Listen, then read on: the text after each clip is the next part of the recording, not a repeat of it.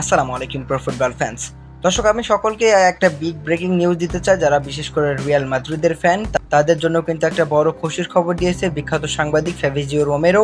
তিনি তার একটা পোস্টে লিখেছেন জুড বেলিংহাম এবং চুয়ামেনি কিন্তু ইতিমধ্যে রিয়াল মাদ্রিদে ব্যাক করেছেন এবং জুড এবং চুয়ামেনি তারা দুজন কিন্তু অ্যাভেলেবেল থাকবেন আগামী ম্যাচ থেকে। আর এদের মিলিতাও কিন্তু এখন সুস্থ আছে। মূলত রিয়াল মাদ্রিদ কিন্তু আজকে রাত 1টার সময় মাঠে নামছে জার্মান ক্লাব ভিএফবি স্টুটগার্ট। মূলত এই জার্মান বুন্দেসলিগার এই ক্লাবটির বিপক্ষে রিয়াল মাদ্রিদ 2024-25 মৌসুমের চ্যাম্পিয়ন্স লিগের প্রথম রাউন্ডের ম্যাচটি খেলবে বাংলাদেশ সময় রাত 1টায়।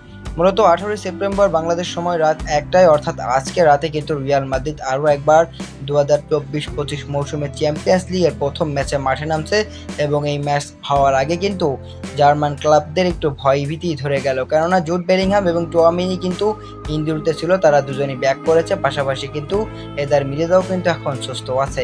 তাই তো রাতের ম্যাচটা অনেক ভালো হবে এবং রিয়াল মাদ্রিদ দুর্দান্তভাবেই জয় পাবে, এরকমটাই আমরা প্রত্যাশা করি। আপনার মতামত কি অবশ্যই জানিয়ে দিবেন আমাদের ভিডিওর কমেন্ট বক্সে।